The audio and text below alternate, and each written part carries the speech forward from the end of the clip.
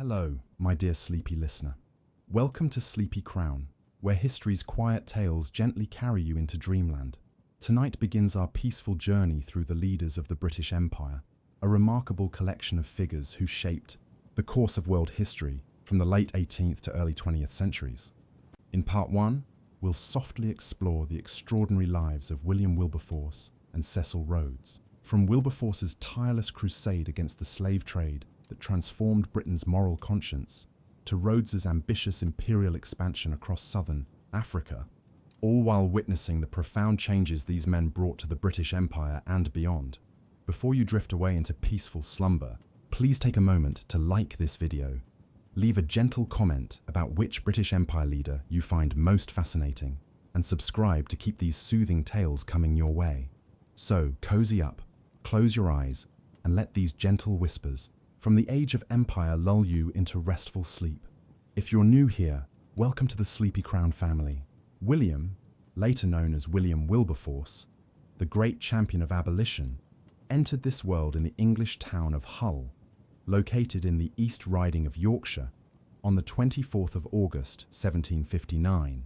Wilberforce's father, Robert, was a merchant, and a prosperous one at that, having built up the family fortune that had been first developed by his own father, William. Young William Wilberforce knew that his grandfather, William, had built a thriving shipping business, sending British products to the Baltic nations of Russia, Sweden, and Prussia in exchange for goods such as lumber, mineral ores, and hemp. Wilberforce's grandfather had moved the family residence to Hull, the fourth largest port city in England, located in the northeast of the kingdom, a bustling port that owed much of its economic growth to the expansion of the British Empire. William constructed a mansion near the River Hull where the Wilberforce family ships brought in the valuable trade goods from the Scandinavian nations. His grandfather's business success likely helped his election to city alderman and later to the city's mayor in 1745, where he threw his energies into improving the city and raising his children. William's father, Robert, had been born in 1728, at a time when the Kingdom of Great Britain had recently been formed from the separate kingdoms of England, Scotland, Wales, and Ireland under Hanoverian kings. The Hanoverians' success stemmed largely from the political genius of Prime Minister and Whig leader Horace Walpole, who had helped transform Britain from a struggling backwater nation to a competitive imperial power. Banking, commerce, and industry flourished in Great Britain, particularly as vast revenues began to flow into imperial coffers from the Caribbean islands, which were largely run by enslaved Africans. With Britain's empire expanding as Great Britain began contesting France and other European powers for supremacy in the New World, the Wilberforce family trade only continued to grow. When Robert Wilberforce came of age, he joined his father as a managing partner in 1755 and continued to guide the family business towards greater success. Robert lived until 1768, thus missing most of his son's major life achievements. William's mother, Elizabeth Bird, was originally from London and had married Robert on the 18th of October, 1755. Her family, like her husband's, was involved in business ventures in the expanding British Empire. Her family remained close to her as she moved to Hull to live with her new husband. She gave birth to 3 daughters prior to the birth of her son, William. Only 2 of the daughters, Elizabeth and Sarah, survived birth. Out of all her children, only 2 survived to adulthood, her daughter Sarah and her son William. It was William who would earn the family its greatest prestige and fame. She died in 1798, thus seeing her son begin his anti-slavery efforts. William Wilberforce was a sickly child, and some likely wondered if he would survive beyond childhood. Not only was he frequently sick, but he was also small for his age and had poor eyesight. Luckily for Wilberforce, he was spared the grueling existence that the lower classes of Great Britain endured, which likely would have killed him. Growing up, the son of a rich merchant and city mayor had significant advantages. Unlike other children in the region who were forced to work to help provide for their families, William had the opportunity to go to school and develop his quick intellect and use the abundant energy that inhabited his sickly frame. He first attended Hull Grammar School in 1767 at age 8. However, the next year, William's life was upended by the death of his father. His mother sent him to live with his aunt and uncle, Hannah and William Wilberforce, at their estate of Wimbledon Villa in Surrey. While living with his aunt and uncle, William also spent considerable time at his relative's second home at St James's Place in London. During the school year, he was sent to a boarding school in Putney, about 3 miles away. It was a small school, and William learned the basics of reading, writing, arithmetic, and other subjects. He disliked the schoolmaster and longed for vacation, time. It was during this period of his life that William became acquainted with evangelical messages being preached by a new generation of ministers. His extended family had become interested in the newly growing movement that would later become Methodism, and these interactions would have a profound impact on Wilberforce. He loved listening to the minister John Newton, a parson at Olney in Buckinghamshire, who frequently preached in London. Wilberforce looked up to the ex-sea captain and slave trader who enthralled his audience with his stories of his time at sea and spending time in Africa. Elizabeth Wilberforce soon noticed that her son was sounding increasingly like a Methodist. For a woman who was religious but raised in a culture that looked down on enthusiasm or anything that was not rational, William's growing affinity towards Methodism came as a shock. She reacted swiftly, bringing the young William back to Hull, which broke the boy's heart. His stay in Hull was brief as he was sent to Pocklington, a town some 24 miles to the north, to attend school where he was instructed in a classical education. While at first William remained firmly committed to Methodist principles, his family's sustained criticism and efforts to involve him in Hull's high society began shifting his beliefs to align more with Anglican views. As a young teen, William became a frequent patron of the local theatre and was involved in most social activities among the aristocracy and the elites of Hull. He developed a reputation as a good singer and was known for his fiery but jovial personality. He also became incredibly wealthy following the death of his grandfather, who passed away in 1774. William's life took a new direction when, in October of 1776, just months after the American colonies had declared their independence from Great Britain, he enrolled as a student at Cambridge, specifically at St John's College. Only 17 years old, Wilberforce immediately surrounded himself with other young men who focused more of their attention on gambling than on their studies. Luckily, Wilberforce passed his exams due to his quick memory and sharp intellect, though in later years he came to regret the wasted opportunity he had let slip away due to his focus on gambling and entertainment. Yet, at 17, such thoughts were far from his mind. Wilberforce spent much of his energy on amusement, yet still gained a reputation as one of the brightest at the college, in part due to his ability to pass tests, despite his terrible study habits. Though not known for his physical attributes, he was only 5'3" and was said to have an ugly face. Wilberforce was exceptionally popular and often distracted his fellow classmates from their own studies. Though William avoided heavy drinking and sexual misconduct, he remained the life of the party, his wit and cheerful demeanor winning friends wherever he went. However, Wilberforce was unhappy, and by his second year had left some of the wilder circles at Cambridge. Still, he was known as a carefree and idle student, well versed in the classics, but lacking in the habits that would lead to greatness. He was also rich and became even richer in 1777, when his beloved uncle died. During his studies, William began to plan his rise in society, which he believed would be achieved through the realm of politics.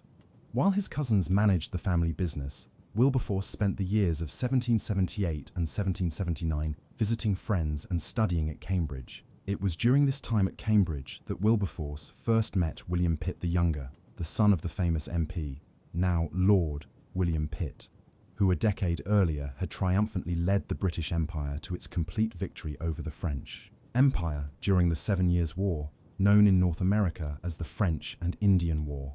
Unlike Wilberforce, Pitt was far more studious and serious. Despite the differences, the two young men developed a deep and lasting friendship that would remain an important part of Wilberforce's life. In the winter of 1779 and 1780, Wilberforce and the younger Pitt would go together to watch the debates raging in Parliament. While watching the debates, Wilberforce began to plot his election to the House of Commons, and in 1780 began canvassing for support among the electors of Hull. Wilberforce's charm and his spending of the modern equivalent of almost £2 million on his campaign proved sufficient to help him win in a landslide victory over the two other candidates, thus landing Wilberforce a seat in the House of Commons. While certainly his money had helped his case, it was his personality that drew many of the local freemen to him.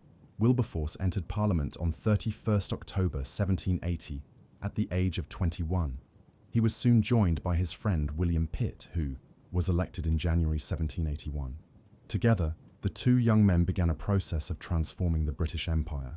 In Parliament, William Wilberforce was a decided independent, refusing to align with either the Tories or the Whigs. During his first year in Parliament, he spoke seldom, was almost always present, and learned as much as he could of the procedure and methods of the House. He also spent considerable time in the famous clubs frequented by the men of the British government, including White's and Brooks. There, he played cards and gambled against the upper echelons of the upper classes of England, fully aware that in order for the son of a merchant to succeed in a parliament filled with the aristocracy and landed gentry, he needed to be seen as one of them. He also made friends with other young bachelors in Parliament and would frequent operas, plays, and other carefree locations in London. While companions also frequented the local brothels, Wilberforce, despite his lapse in evangelical beliefs, kept from those institutions, although legend suggests that he did take coffee at a local brothel in the mornings. During this period, Wilberforce was unconcerned about the African slave trade. His priorities focused on his life of pleasure and the matters before Parliament. He had more principles than most, but by and large, Wilberforce was a man of the time, hardly exceptional from the dozens of other young, ambitious men crowding Parliament's benches. As the American Revolution ended, taking with it Prime Minister Lord North's administration, Wilberforce hoped that the new government would include him in the inner circle of power. However, despite his deep love of Britain, Wilberforce was considered not suited for a cabinet position due to his inefficiency at organisation. Despite the snub, his good friend William Pitt had risen and become part of the cabinet. After his rise to power, Pitt continued to consult Wilberforce on challenges facing the administration, thus, to all intents and purposes, making him a part of the cabinet. Both Wilberforce and Pitt were surprised when George III, in an effort to outmaneuver some of his enemies in Parliament, offered Pitt the premiership in 1783, which he declined, resulting in Pitt stepping down from the cabinet. With Pitt no longer in the cabinet, Wilberforce and his friends celebrated the return of their friend who had for so long been occupied by government business. It was as if the young men were children again, laughing and running through the grounds of Wilberforce's estate near London. The next several months were rather carefree for Wilberforce and his friends. Rejecting efforts of friends to marry him off, Wilberforce instead travelled to France with Pitt and some other friends. The adventure was perfect for the carefree group of parliamentarians. The war, now over, allowed for Wilberforce to tour his nation's chief rival, visiting the royal family and meeting the coquettish Marie Antoinette. However, the young men's adventure in France was cut short when Pitt was recalled to England on urgent business. The pair of friends returned to find Parliament in an uproar over what was called Fox's India Bill. Charles James Fox, the primary author of the bill, had for decades been a thorn in the side of George III. A colourful politician in the Whig Party with exceptionally loose moral standards, Fox had risen to power during the American Revolution as a staunch supporter of the Americans, decrying the king as a tyrant. In 1782, he served as a member of the cabinet as Foreign Secretary, and many believed he was preparing the India Bill, a bill which would transfer control of the East India Company to a government-appointed board of directors as a means of creating a powerful patronage network that would give Fox hegemonic control of Parliament. King George III, a strict moral man, despised Fox, whom he viewed as not only a political enemy, but also the man who had corrupted his son's morals. As Parliament raged over the bill, Pitt and Wilberforce entered the scene to deliver harsh speeches, denouncing the bill. Eventually, the bill failed, leading to the collapse of Fox's governing coalition. In its place, George III placed the burden of the premiership on the 24-year-old William Pitt. While Pitt avoided bringing his close friend into the cabinet, he continued to rely on Wilberforce's support. Wilberforce delivered witty and bombastic speeches raking the more senior Charles Fox through the political mud. Wilberforce was quickly making a name for himself as a witty and bitingly sarcastic debater whose ability to needle and irk his rivals knew no bounds. Wilberforce, in these particular debates, derided his opponents as those who sought to destroy the traditional form of English governance. Though he retained his independence, during these years, Wilberforce was more or less aligned with the King's party. While defending his friend's government and the King, Wilberforce began planning another audacious scheme that he believed would place him in the spotlight. He would run for a seat in Yorkshire, one of the most powerful seats in Parliament. Wilberforce, in the spring of 1784, threw his energy and funds into the contest, giving speeches and using his full arsenal of charm on the populace of the city of York. It was an uphill battle, particularly since Wilberforce was relatively unknown in the region prior to his efforts to win a seat in a heavily pro-Fox area.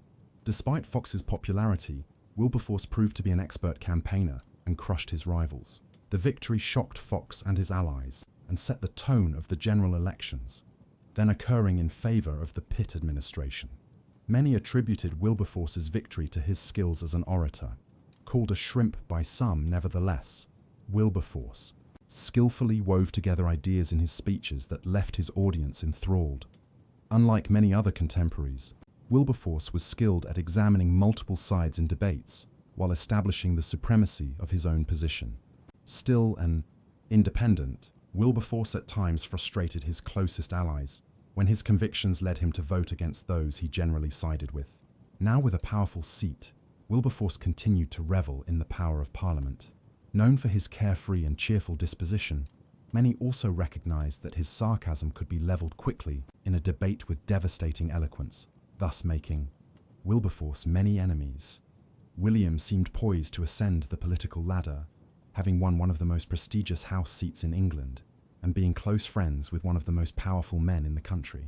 If he had been overlooked before, now Wilberforce was seen and viewed as a viable leader. At this moment of power and success, Wilberforce experienced one of the most significant events of his life while touring the European continent with his family in late 1784. Accompanied by his mother, sister, and several others, the party crossed the English Channel to France in October. One of the party, a man named Isaac Milner, during their travels began a debate with Wilberforce over the concept of Methodism, in part after Wilberforce's jabs at the religion. Wilberforce was considered religious by his peers, though later in life he recalled that such a designation was more of an indication of the religiosity of the upper classes in the 1780s than of his personal religiousness. Wilberforce, who had long ago left behind his attraction to Methodism, mocked what he considered to be foolishness and enthusiasm. He felt Methodism to be a relic of a superstitious age and had himself shifted towards a Unitarian belief system, one which denied the divinity of Christ while acknowledging the reality of a creator God. Yet, his companion, a brilliant mathematician and scientist, refused to budge as Wilberforce mocked evangelism. In early 1785, Wilberforce, at the urging of Pitt, who soon planned to bring up important bills for parliamentary reform, began his travels home, accompanied by Milner. Along the route home, the men read and discussed a small book entitled The Rise and Progress of Religion in the Soul by Philip Doddridge.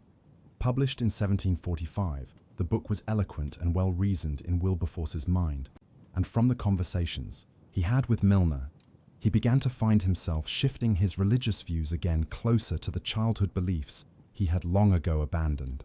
Later, Wilberforce viewed that trip and the conversations with Milner as critical in the development of his faith.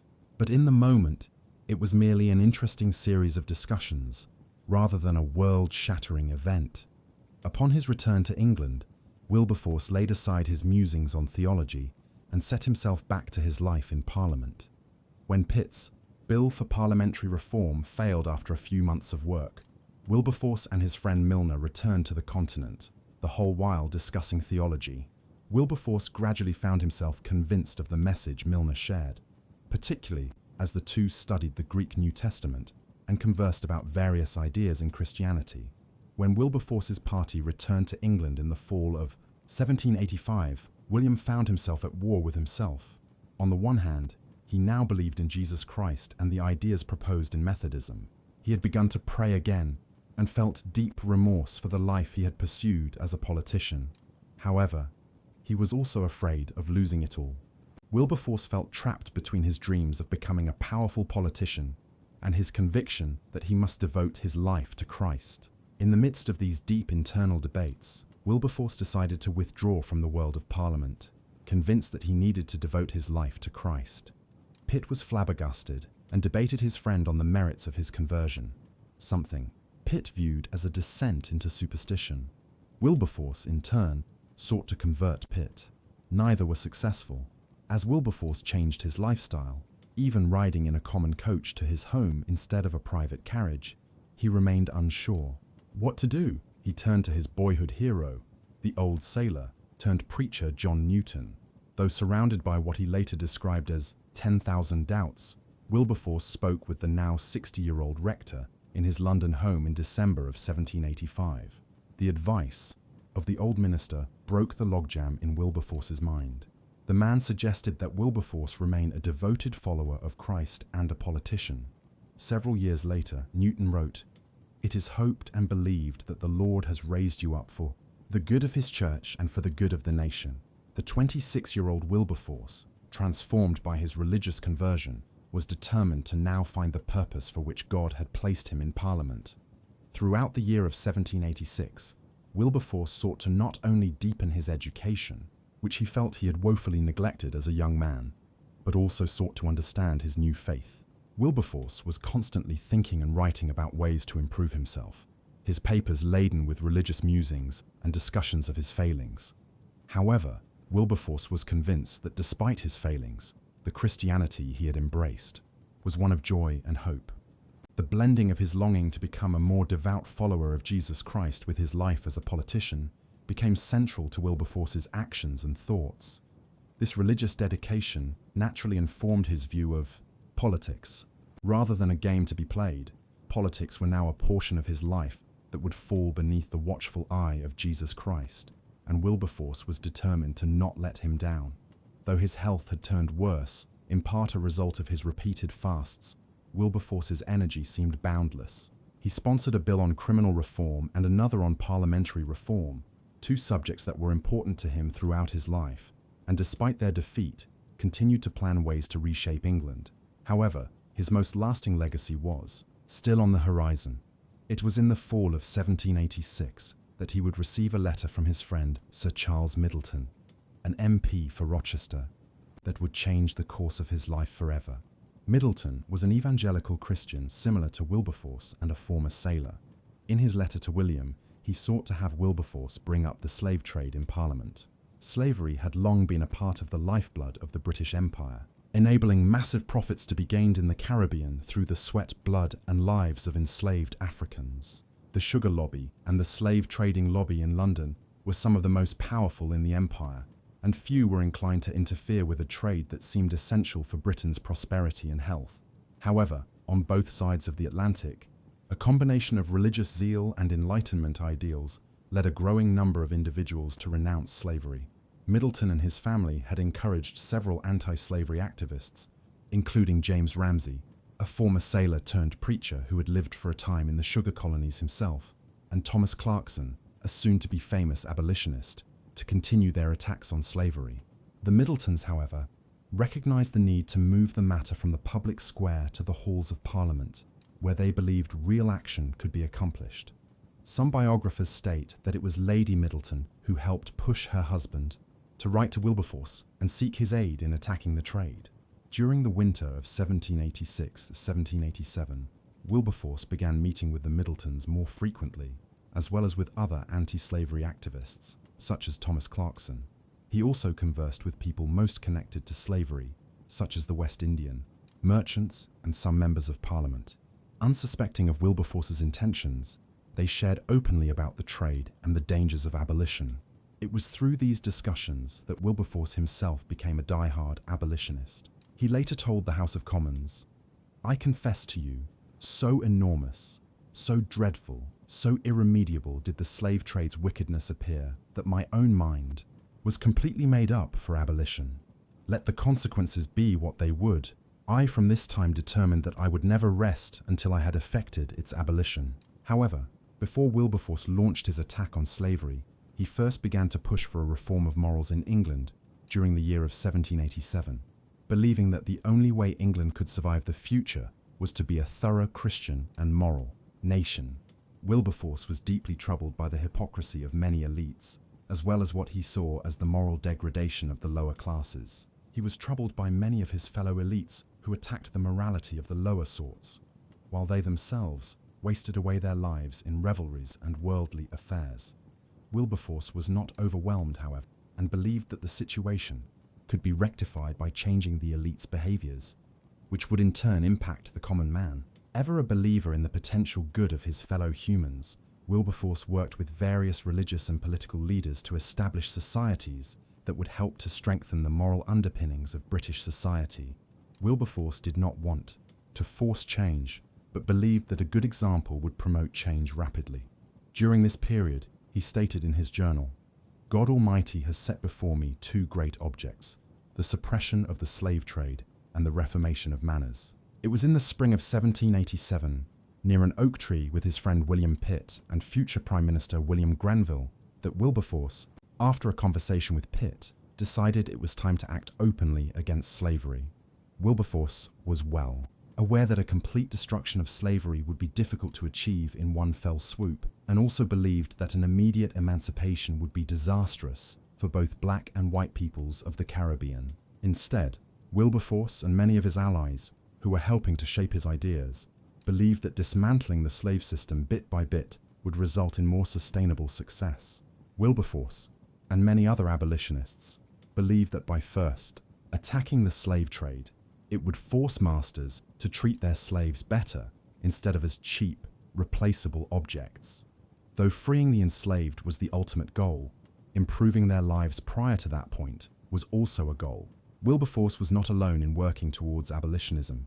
He had friends outside of Parliament working tirelessly to shift public opinion and to direct the growing abolition movement. He also had friends in Parliament adding their skills to the fray, helping to give political capital to a fragile endeavour. Wilberforce added his excitement and drive that helped provide the energy required to maintain the movement. In 1787, Wilberforce and his allies sought to secure international cooperation in ending the slave trade by pushing British officials in Paris to seek French cooperation. Wilberforce corresponded with French officials, sharing the horrors of the slave trade and countering claims from pro-slavery writers that most Africans sent to the Americas were criminals. Wilberforce relied heavily on the writings of American Quaker and abolitionist Anthony Benezet in articulating his point. He was confident that the British Parliament would soon abolish the slave trade, mistakenly believing that the justice of the proposition would entice Parliament to abolish slavery altogether. A few days after Christmas Day of 1787, William Wilberforce sent notice to the House of Commons that during the next session he would move to abolish the slave trade. Several prominent members, including Wilberforce's former enemy Charles Fox, applauded the decision. Wilberforce believed and suggested to many that there is no doubt of our success. He could not have been more wrong. Wilberforce and his allies mobilized their supporters across Britain, bringing in over 30 petitions by early January from various towns and cities across the country. Presses were rapidly selling abolitionist literature throughout England, further producing public excitement at the idea. Wilberforce was confident. However, his efforts to prepare for his motion to abolish the slave trade, as well as spearheading moral reforms in England, took their toll on him. In early February, when Wilberforce had planned to present his motion, he developed a deep sickness that many feared would kill him. For over a month, Wilberforce appeared at death's door. However, a steady prescription of dry opium helped restore him. During this period, though controversial, opium was seen as a valid prescription and useful for healing patients. Wilberforce's physician prescribed dry opium pills that restored Wilberforce to his normal, slightly sickly state. He used opium pills for the rest of his life and suffered some side effects as he aged, such as increased forgetfulness and other symptoms. Yet, as he recovered physically, he struggled with fears of his own worth, fears of addiction to his new medicine, and perhaps fears of starting the crusade against slavery. In the depths of this dark night of the soul, Wilberforce penned a letter to Pitt on the 7th of April 1788, pleading that his friend take over the cause of abolition. On the 9th of May, Pitt obliged his friend and moved that the House of Commons investigate the trade, though he presented the matter in a decidedly neutral manner. Still, Though Pitt was managing the fight for abolition in the House, Wilberforce corresponded frequently about the state of the movement, which he considered of utmost importance. He finally returned to Parliament in November of 1788, frail and weak, but determined to win the fight. And a fight it was going to be. Slave traders, slave owners, and their investors now recognized the threat that Wilberforce and his fellow abolitionists posed. No longer an outspoken fringe movement, abolitionists had gained decided political capital in Great Britain. From the fall of 1788 through to the spring of 1789, Wilberforce and his allies prepared their defense of abolition so as to make the evidence overwhelming in favor of ending the slave trade. On the 5th of May 1789, Wilberforce delivered his first speech in favor of ending the trade. He spoke for 3.5 hours, his speech designed to appeal to his listeners, the House of Commons, all of whom were elite men of high standing. His speech was moderate, Wilberforce believing that fire and brimstone would not drive home his point as effectively as demonstrating the logical need for abolition.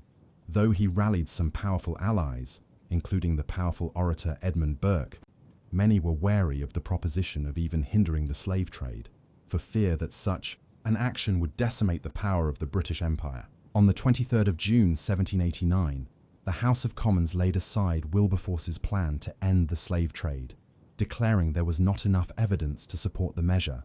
Wilberforce returned to the Commons in January of 1790 and recommenced the battle for abolition of the slave trade. Time and time again, opponents of the abolition movement tried to trap Wilberforce and suppress the additional evidence he planned to present. Wilberforce sidestepped and outmaneuvered his opponents and was able to produce over 10,000 folio pages of evidence by June of 1790, though these pages would tragically be lost in a fire in 1834. Overwhelmingly elected again in June, Wilberforce worked tirelessly to prepare for the parliamentary battles to come that winter, but an unexpected development on the French-controlled island of Saint-Domingue threatened to derail his efforts. When word arrived in the spring of 1791 of a massive slave uprising, rumors began to circulate that the slaves had risen as a result of Wilberforce's efforts. In April of 1791, Wilberforce rose again to debate, ushering in weeks of tumultuous discussion in the House of Commons. Wilberforce, less optimistic than he had been a year previously, listened as his colleagues debated the merits of an end to the slave trade. Many, while acknowledging the righteousness of Wilberforce's claims, feared that any abolition act at the present would cost Britain its entire empire. However, one of the most eloquent defenders of Wilberforce's proposal was Charles Fox, whose speech blasted the enemies of abolition with gusto. Debates lasted until 3:30 a.m. on the 20th of April 1791. Yet when the vote was taken, Wilberforce's plan lost by a total of 75 votes. In the debates of 1792, Wilberforce and his allies won a small victory when Parliament overwhelmingly voted in favour of a motion to gradually ban the slave trade. Further debate resolved that the end of the slave trade should occur by 1796. Though Wilberforce desired to end it far sooner, the compromise was enough for him. However, this monumental victory was immediately delayed by the House of Lords, who demanded fresh evidence, thus allowing the enemies of abolition more time to stall and appeal for a longer period of gradual change. Wilberforce recognized now that change would not come quickly, but that it would take a continual attack in order to achieve the final goal of complete emancipation. Though his bill was defeated, Wilberforce remained tireless in working to help those currently and formerly enslaved. He supported the work of abolitionists in founding the colony of Sierra Leone on the west coast of Africa. The colony was designed to be a refuge for people of African descent to return to Africa and bring with them the culture and ideas of Europeans. Wilberforce, a firm believer in the need to spread Christianity to Africa and the whole world, believed that it could only be accomplished through the work of Europeanized Africans. Wilberforce was entirely opposed to forced conversion or conquest of Africa, believing that Europeans had damaged the continent and owed Africa aid as recompense. Wilberforce believed not only would the colony bring spiritual benefits, but could also open up profitable commercial opportunities for African nations, thus allowing them to benefit from the global system of trade. For the rest of his life, Wilberforce would devote his energy to Sierra Leone. Throughout his work, however, Wilberforce and his friends failed miserably at managing the colony, and his views of the superiority of European civilization won his plan few friends in Africa and have proved problematic for people in the present. However, Wilberforce, despite his biases, believed that a bright future loomed for Africa and one that would only be benefited by Britain's efforts. While continuously working towards ending the slave trade and while attempting to manage the Sierra Leone colony, Wilberforce watched warily as the French Revolution overtook and remade France. He had little sympathy for radical Englishmen who sought to transform Britain into a new France. However, he did not feel the same fear that his sometime ally Edmund Burke felt for the revolution. Not a pacifist, Wilberforce nevertheless did, not like the start of Britain's wars with France in 1793. Not only did he believe that reform efforts of elections and of societal morals would be stalled, but he also witnessed the near reversal of his gains against the slave trade. As attention shifted to stopping the spread of the French Revolution, Wilberforce's enemies readily labelled him a radical and his efforts French-like. Despite the setbacks, Wilberforce declared privately to an abolition-minded friend that he was willing to pursue abolition, even if it meant a general insurrection in the British West Indies. He was unwilling to drop his cause, despite the mounting opposition to his efforts. His efforts to pass a bill attacking the slave trade with other nations, in Wilberforce's mind at least a partial solution to ending the traffic, narrowly passed the House, but was laid aside in the House of Lords in 1793. Another challenge came to dominate Wilberforce's attention during the 1790s.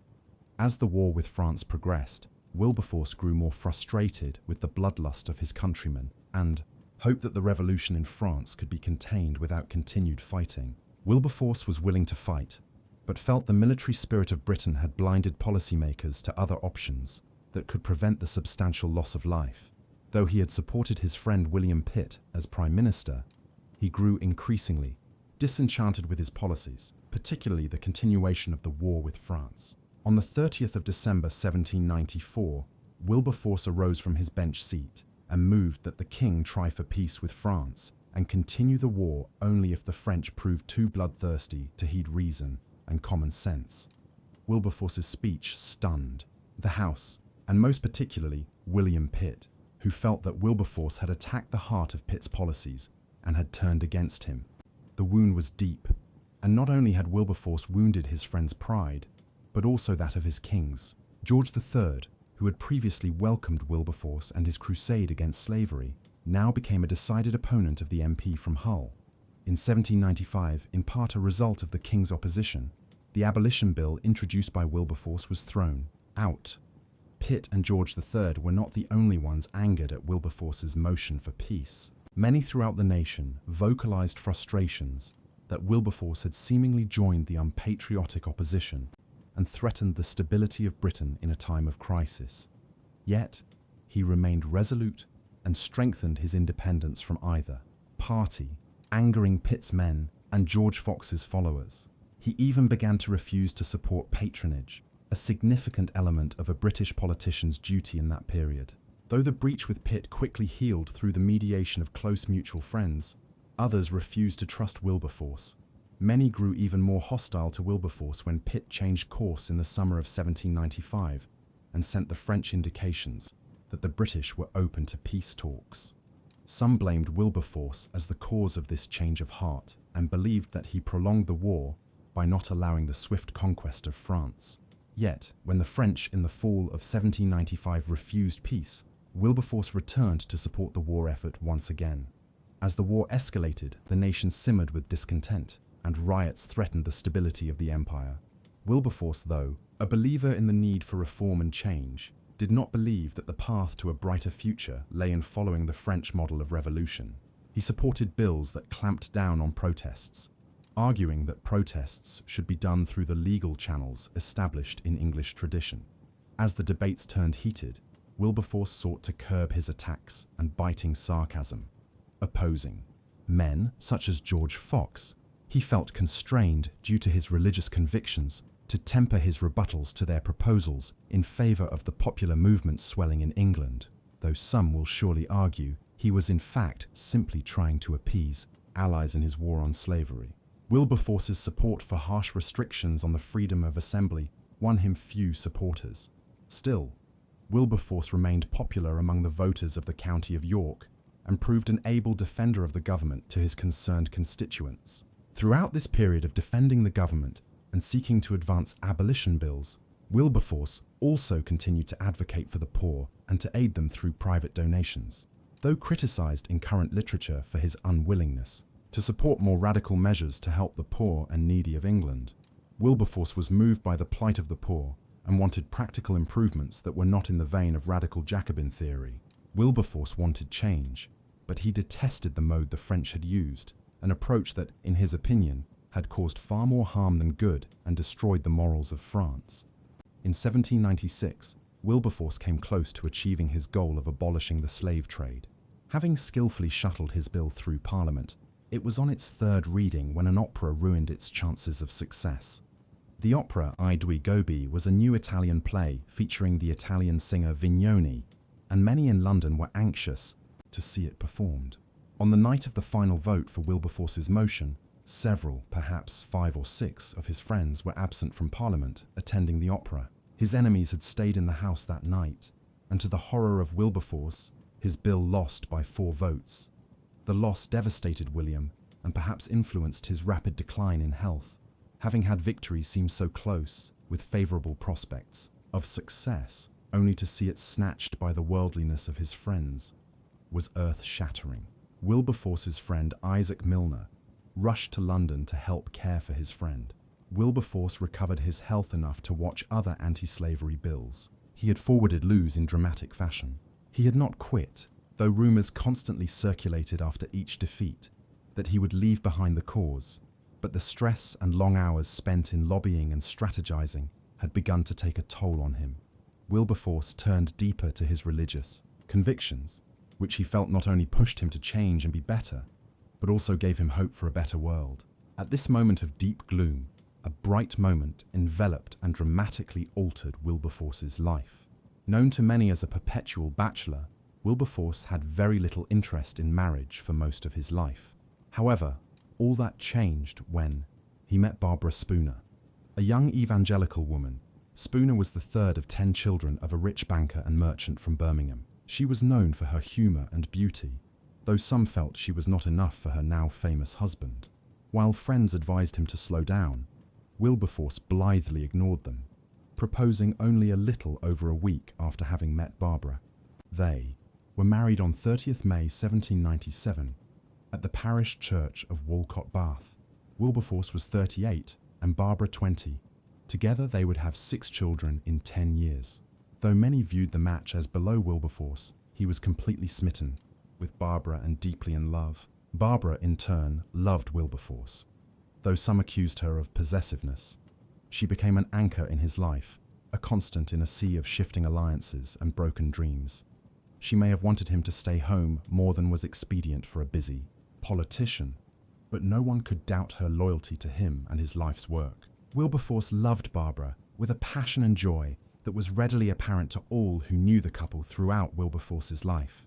He desperately needed this love as he entered some of his most challenging years in his quest to end the slave trade. 1798 proved to be a hard year for Wilberforce. Tensions in England had mounted as not only had French radicalism seemed to seep across the Channel into England, but the opposition became more pointed in its attacks on the government's oppression of free speech and freedom of religion. Many laws were passed that repressed the lower classes. Wilberforce supported many of these bills, justifying the abuses on the people by believing that they would be better under the British Constitution than any other, and that these measures were aimed at agitators who only looked to profit from the poor. His friendship with Pitt and the trust he placed in his friend's word led Wilberforce to believe that the measures taken were for the best of the country. Wilberforce felt that Pitt was the best disposed to lead Britain through a crisis, and that in failing to support his friend, he threatened the world in its hour of need. He also strongly believed in the structure of the classes, believing it to be natural, though not completely rigid, with individual action impacting one's station in life to some extent. However, despite these bills, he continued to advocate for the poor in ways that he felt did not threaten the British Constitution, even planning to introduce a wealth tax that would shift onerous burdens from the poor to the elites in society. However, these laws seemed to not go far enough for the poor when the Great Hunger of 1799–1800 struck. Devastatingly small harvests created vast amounts of hunger across Britain and threatened the political stability of the realm. Starvation was rampant throughout the realm, and Wilberforce's heart broke seeing such suffering.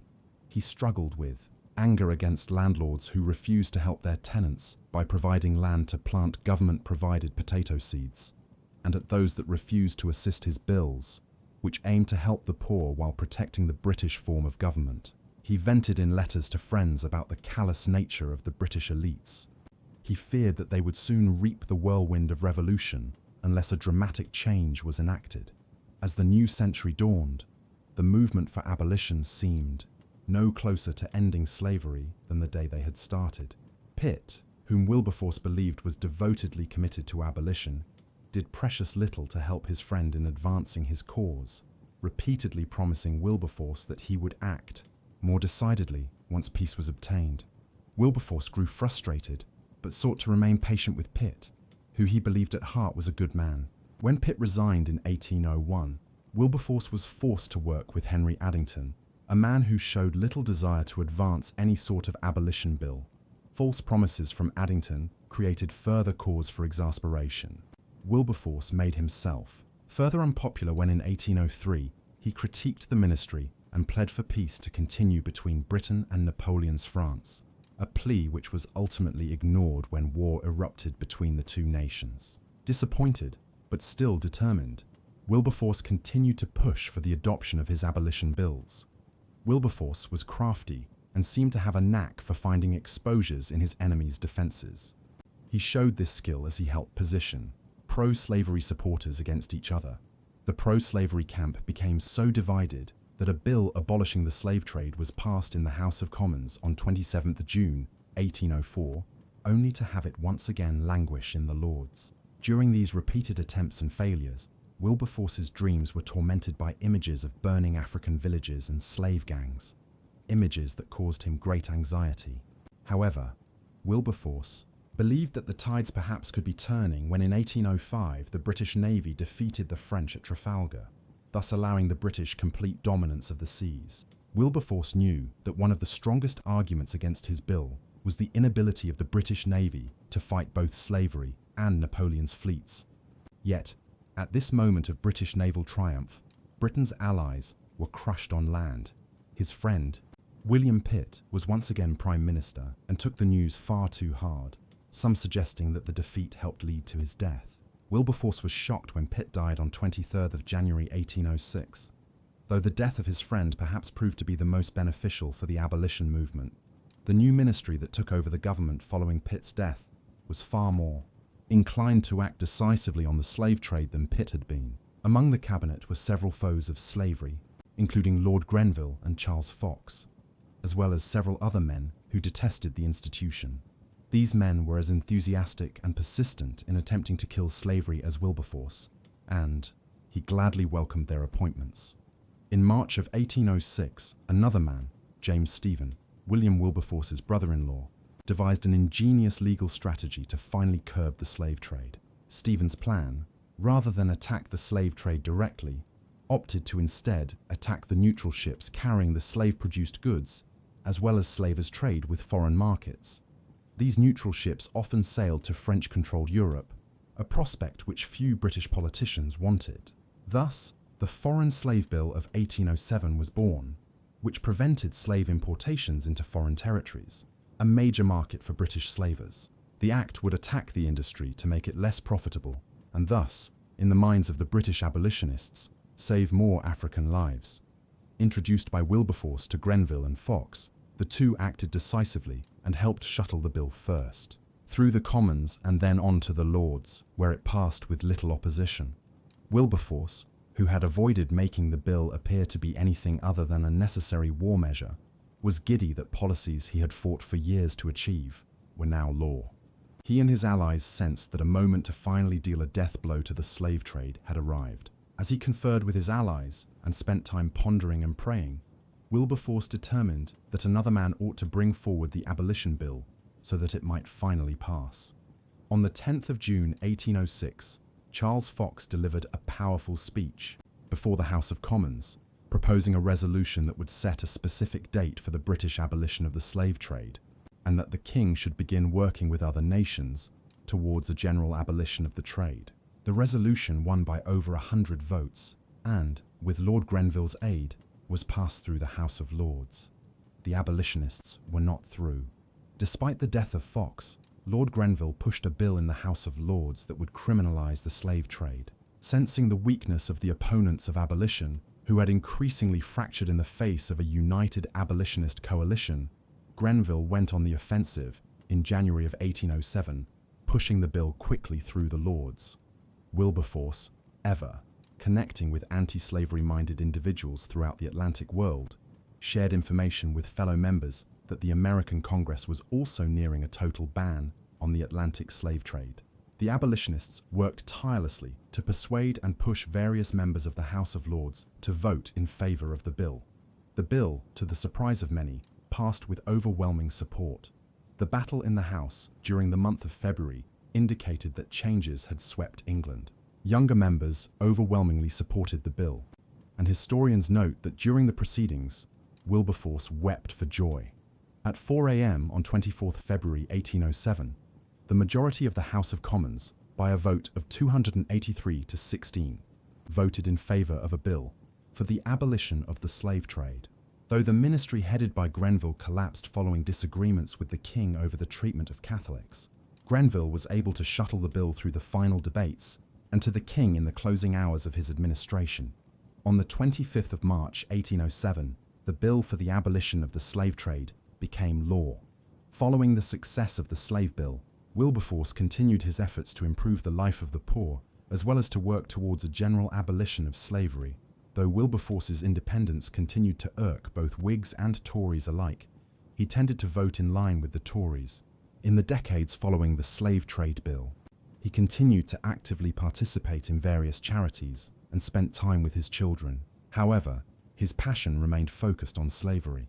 Wilberforce's desire to repay Europe's debt to Africa prompted him to lend heavy support to the Africa Institution, a charity designed to improve the life of the enslaved in the Americas as well as the people of Africa. Part of the central mission of the institution was promoting the colony of Sierra Leone, a place from which British manners, religion, and influence could spread. Wilberforce was naive, or chose to be ignorant of issues in the grandiose plans hatched by him and his associates, such as the brutality of apprenticeships in Sierra Leone. However, he did change, and at times shifted his stance, such as on apprenticeships, due to the counsel from his friends and fellow abolitionists. One thing that did remain constant was his efforts to rally support on both sides of the Atlantic to destroy the remaining British and American slave trades from Africa. Wilberforce began to consider changing his borough from Yorkshire, in part, to decrease the intense pressures that kept him occupied for much of the year. Yorkshire was at the heart of the expanding Industrial Revolution, and new laws and numerous letters flowed to Wilberforce's desk. Though he believed the parliamentary election system, which could allow Wilberforce to stand for a rotten borough, was corrupt and in desperate need of reform, he finally accepted the efforts of his cousin Lord Calthorpe, who practically controlled the elections of the two-seat borough of Bramber in Sussex, to obtain him a seat in such an insignificant backwater in 1812.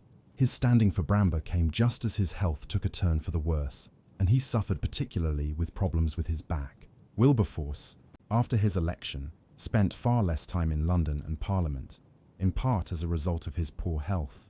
Still, he kept seeking to learn, and he dedicated time to learning more about India and supporting Christian missionary efforts there. Wilberforce believed forced conversions to be antithetical to Christianity, and instead advocated for missionaries being allowed to work in India. He also continued to correspond with friends throughout Europe, pressing for other European nations to also ban the slave trade. He opposed the peace treaty with France in 1814 on the grounds it did not require an immediate abolition of the slave trade. Following the defeat of Napoleon once and for all in 1815, Wilberforce pursued a registry bill which would require all slaves in British colonies to be registered to prevent smuggling of new slaves into the colonies. In 1816, Wilberforce was broadly attacked in the press and in the Commons when a slave revolt in Barbados erupted. Though it was quickly put down, slaveholders looked to embarrass Wilberforce and repel his attacks on slavery. They constantly accused him of caring more for the African-descended slaves than for the white slaves in England, or in other words, the laboring poor. This racialized argument was potent in the wake of Wilberforce's support of the Corn Laws, something he supported based on his economic views that opposed free trade. He believed the words of men he trusted as to the conditions of the factories, rather than seeing these conditions for himself. Wilberforce believed himself to be firmly on the side of the poor, though his good intentions in retrospect can be seen as having a negative effect. He was wary of political agitators, seeing in them the embers of French radicalism, particularly when some radicals denounced Christianity. He believed the radicals used anti-religious sentiment to corrupt and destroy progress. Though he was a firm advocate for personal religious liberty, he opposed the British state relinquishing its connection to organized religion, which he saw as necessary to connect the people, at least minimally, to God. He wanted reforms, not revolution. As conflicts raged in England over how best to help the poor, Wilberforce was also battling with family problems. His eldest son William appeared. To the elder Wilberforce to be idle and self-indulgent, two traits Wilberforce abhorred. William's indulgences while in college worried his father, who feared William Jr. was rapidly becoming lazy and useless. Wilberforce had his son suspended from college and sent him to live with a family friend. Though the arrangement broke Wilberforce's heart, he believed keeping his son away from home would be best. His son showed some signs of reform in 1818 and married a woman Wilberforce considered to be an appropriate match. His fears, at least for the moment, subsided about his eldest. However, Wilberforce was struggling with his personal finances, having decreased rents and given enough money to other causes that he needed to scale back his own expenses. Though not nearly as lavish as many of his peers, Wilberforce still owned several large homes and one country estate. By the 1820s, he was scaling back and sold some of his homes and lands. Ever sickly, he thought at this time of leaving Parliament. However, he could not leave without knowing who would lead the charge to free the enslaved in the British colonies. He looked for members of Parliament he believed could be capable of bearing the load he had carried for several decades. He found many young disciples willing and ready to accept the burden their mentor had carried for so long. Though progress seemed to be moving forward with British efforts to convince the rest of the Western world to end the slave trade, a bill for general emancipation had stalled. Wilberforce felt deep guilt in being unable to advance the bill. He was convinced that, except for the mercy of Jesus Christ, he would be condemned for having failed to save the enslaved. He felt deep shame at the mistakes he believed he had made during earlier debates that had prolonged the years of legal slavery.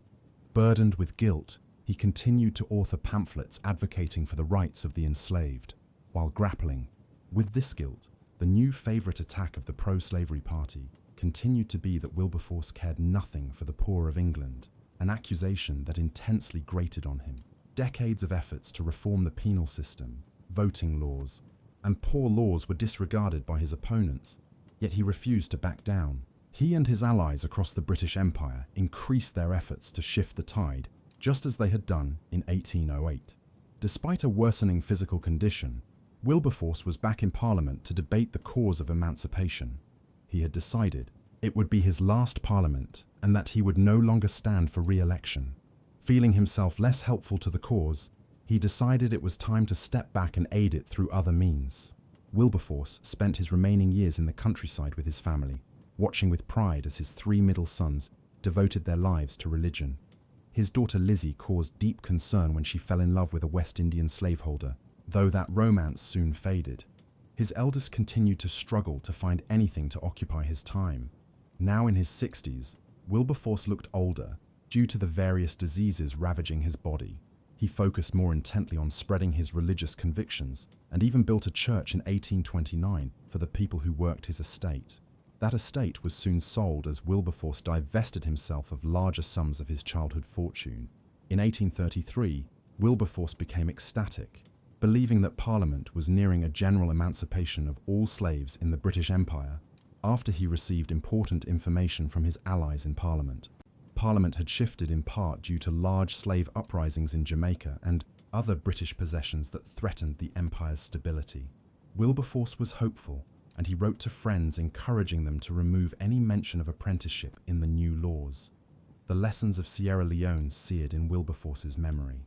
He returned to London in early July, in time to hear the third and final reading of the Abolition Bill. For Wilberforce, the event was one he had feared he would never see. After the passage of the bill on the 25th of July, 1833, Wilberforce exclaimed, "Thank God that I have lived to witness a day in which England is willing to give 20 million sterling for the abolition of slavery." His dream had been achieved. 4 days later, on the 29th of July, 1833, William Wilberforce succumbed to his various illnesses and died at 3 a.m. Wilberforce, one of the few people to have dedicated his life to the eradication of slavery, was gone, but his legacy was just beginning. Only a few hours after his death, members of Parliament contacted the family requesting that Wilberforce be buried in Westminster Abbey, the final resting place of the country's greatest individuals. Following his death, his sons Robert and Samuel published a biography of their father that further increased Wilberforce's fame, though it angered some of his friends who saw the son slighting Wilberforce's allies' efforts. For almost a century, Wilberforce remained a hero in the history of anti-slavery. Until in the 1940s, historian Eric Williams degraded Wilberforce's and other abolitionists' efforts as merely profit-motivated. This theory has since been rejected by many historians. However, there remains no solid consensus on Wilberforce, some emphasizing his humanitarian efforts, while others attack his conservative nature and slowness in fighting for the radical lower classes. Yet, few can deny that Wilberforce played a critical role in the abolition of slavery in the British Empire. Furthermore, it can be noted that William Wilberforce's efforts, combined with the work of countless other good-willed abolitionists, transformed the political culture of Great Britain, making a once pro-slavery nation into a decidedly anti-slavery state that was tireless in its efforts to promote abolitionism. During Wilberforce's lifetime, anti-slavery gained increased popularity among the common people of Britain, as well as many of Britain's elites. Many supported the Abolition Act of 1807, and old ideas that slavery was antithetical to British identity began to be more pronounced in many political circles. When the 1833 mass emancipation was passed into law, mass meetings celebrating the end of slavery were held. Newspaper articles and pamphlets lauded the change in Britain's system of government. While slavery continued in parts of the empire, a new and growing fervour had grown to end this practice. The end of slavery led to the collapse of numerous British sugar plantations and the failure of numerous banks that had invested heavily in this slave-produced product. For many Britons, it was a price worth paying to end the foul system. Activists continued to direct the power of the state in helping to end slavery across the globe. While portions of the British populace supported overseas slavery, particularly those connected to the cotton trade, the vast majority of British citizens supported the efforts of the British and Foreign Anti-Slavery Society that had been formed. In 1839, the society pressed the British government to expend greater resources in hunting down and capturing slavers, as well as in pressuring other nations to abandon slavery. British warships became the bane of slavers across the globe and proved to be an effective method of decreasing the trade. Activists continued to push the government for more ships that could leverage Britain's imperial strength to fully end slavery. These warships provided muscle to Britain's abolitionist declarations and required significant expenditure on the part of the country. While anti-slavery gained increasing clout, pro-slavery interests continued to counteract and fight against anti-slavery activists. Some British investors placed large amounts of funds in American cotton and Cuban sugar plantations. Pro-slavery apologists worked to push the British populace to view slavery more favourably, or at least be indifferent to the reality of merchants' support of slave systems in other nations such as the United States or Brazil. When the American Civil War erupted over the question of slavery, certain British politicians favoured supporting the Confederate States of America in order to protect the clothing industry in Britain and to weaken the United States. In Liverpool in particular, the home of the largest pro-slavery lobby in Great Britain, rallies and parties were held in support of the American South and their cause of protecting slavery. Ultimately, however, Anti-slavery sentiment helped push the British government towards a solid neutrality during the American Civil War. Others pushed for imperial schemes to civilize African nations. While British conquests of African territories resulted in the ending of slavery across Africa, other problems arose from imperial ambitions. Yet, it cannot be doubted that Britain leveraged its empire and large chunks of its national budget to fight against slavery. In 1851, British warships attacked the African kingdom of Lagos, in part because of its continued involvement in the slave trade. Following the abdication of Oba, or King, Kosoko, British officials supported a new king who favored anti-slavery. Other nations, including European nations, felt the pressure from the British Navy and government to abandon the practice. Furthermore, the people of Britain provided active support to American abolitionists, such as Frederick Douglass, who toured Britain in the 1850s. What is more, it is a matter of fact that the British Empire and Britain itself invested more than any other nation in its efforts to completely end the slave trade, which was done out of a sense of morality and cost Britain millions of pounds to achieve, along with thousands of lives of British servicemen. Indeed, between 1807 and 1860, the West African Squadron of the Royal Navy intercepted around 1,600 slave vessels transporting people across the Atlantic and beyond, in the process freeing around 150,000 people at the cost of some 2,000 British sailors and Marines. This is not to mention the countless instances around the world in which the Royal Navy attacked local slave trades, from South America to the Far East, liberating hundreds of thousands of people, thus making the industry of human trafficking in many parts of the globe untenable. William Wilberforce would have been ecstatic at the mighty change of heart that had occurred among his fellow Britons. His dream of ending slavery had been integrated into the larger national identity. Though the anti-slavery drive of Great Britain was contested in Parliament, the underlying idea that slavery was a moral wrong and harmful to all involved became part, for many in the British Empire, of what it meant to be a Briton. Wilberforce did much to help lay the groundwork for Britain's abolitionist efforts. Transformed by the religious experiences he had while a young parliamentarian, Wilberforce devoted his life work to helping to improve morality in Britain, particularly in the upper classes, and most famously in fighting against slavery. His long-fought battle perhaps contributed to his steady health decline, but he viewed his efforts as essential to his eternal happiness. Wilberforce was known by both friends and critics for his deep convictions and tireless enthusiasm for the plight of those less fortunate. What do you think of William Wilberforce? Was he a self-serving, glory-seeking politician, or was he, in fact, a hero worthy of continued recognition? Please let us know in the comments section. And in the meantime, thank you very much for watching. Cecil, later known as Cecil John Rhodes, the ambitious mining magnate and imperial visionary, was born on the 5th of July 1853 in the market town of Bishop Stortford, England. His father was the Reverend Francis Rhodes, the small town's curate. He was an older father and was already in his late 40s at the time of Cecil's birth. Biographies of Cecil Rhodes's life uniformly characterize his father as an iron disciplinarian, whose brevity and gloomy nature was the stuff of local legend. He was renowned for delivering concise, staccato sermons from the Anglican pulpit at St. Michael's Church that lasted precisely 10 minutes, not a second more or less. Cecil's mother was Louisa Peacock. She could not have been a greater contrast from her husband. Where he was thin, tall, and somber, she was short and stout, possessing a cheerful and loud voice, and was always the convivial centre of parish life. She was the daughter of a successful Lincolnshire banker, and her brother Anthony was a newly elected Member of Parliament at the time of Cecil's birth. Her marriage to the Reverend Francis Rhodes was certainly one of financial equals.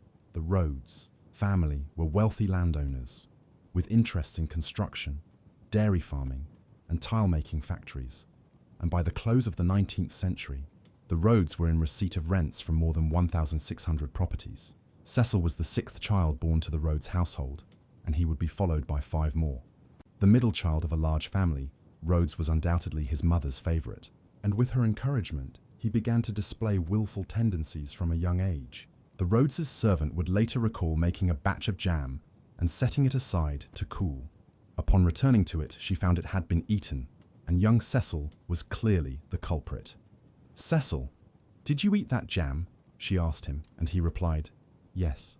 I am sorry it is gone. It was very good. Make some more." He walked away whistling. However, the young Cecil Rhodes also had a more anguished and bad-tempered side. He was frequently solitary and reserved, sometimes exhibiting distressed behavior, even crooning and rocking himself to and fro. Psychological portraits of the young Cecil seek to define a childhood with a smothering, indulgent mother and an austere, uncommunicative father, leaving the middle child Cecil yearning for a sense of real belonging. Ultimately, Cecil's childhood was exceptionally stable and privileged, in an England that was uprooting all amid the tumult of the Industrial Revolution. Mid-19th century England was a furnace of innovation and progress where great prosperity and great poverty frequently existed side by side. Sleepy medieval market towns found themselves transformed into smoggy metropolises by cotton mills and mining.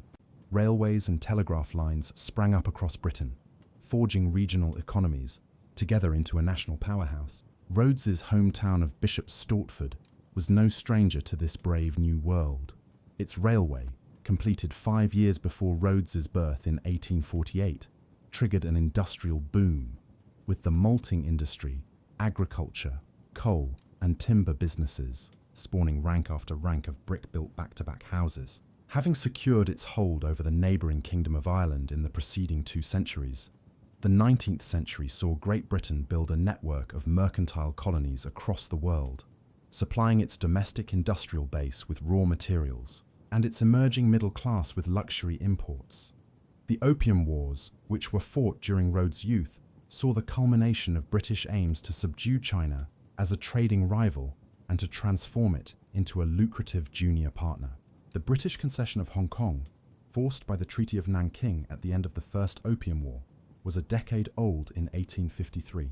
The British East India Company had operated in India for almost a century by the time of Rhodes's birth, and British rule in India would enter a new phase in 1858 with the foundation of direct British rule over the entire subcontinent. At the age of 9, Rhodes began attending the Bishop's Stortford Grammar School. There was no state education provided to children in England before the Elementary Education Act of 1870 set up the first board schools, so the fact that Rhodes's family could afford to send him to a fee-paying establishment already places him far above most. But Rhodes was a diligent and hard-working student, if not academically exceptional. However, by his early teenage years, Rhodes began showing symptoms of the recurrent respiratory problems that would dog him for the rest of his life. Asthma left the young Rhodes unable to study for long periods, and he was eventually forced to leave school, finishing his schooling at home under the tutelage of his father. Initially, it was feared that the boy might be showing early signs of tuberculosis, but Rhodes's condition did not worsen. However, it was his poor health, combined with the comparatively limited resources of the Rhodes household, that resulted in the decision not to send Cecil to a public school.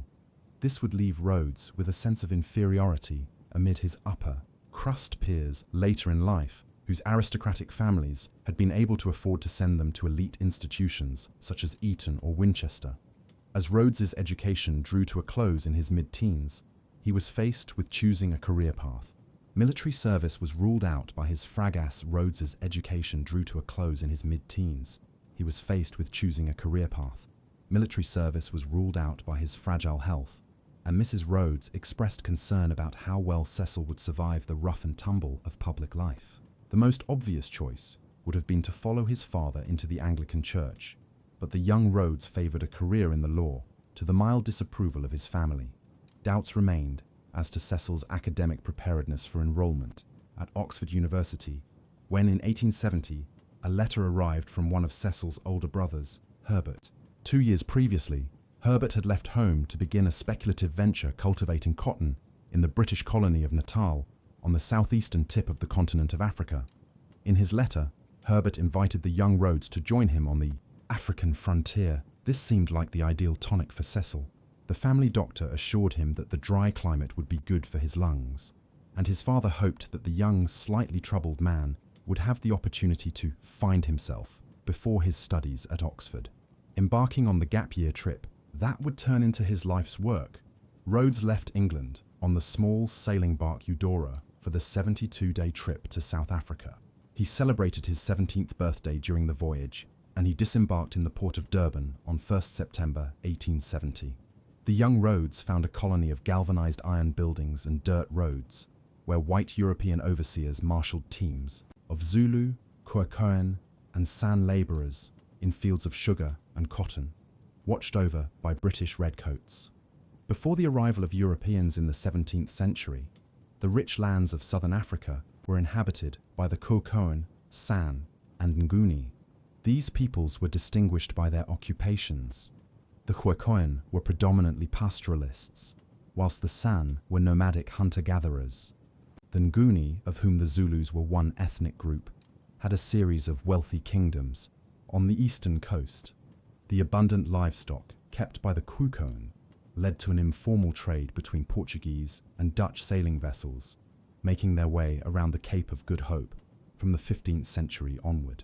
This was formalized in 1652 when the Dutch East India Company, known by its Dutch initials VOC, founded a permanent outpost at Cape Town to act as a way station for the VOC ships traveling to Dutch possessions in East Asia.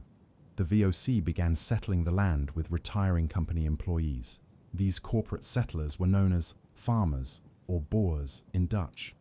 However, relations with the Khoisan as well as the San deteriorated quickly as a struggle for land emerged.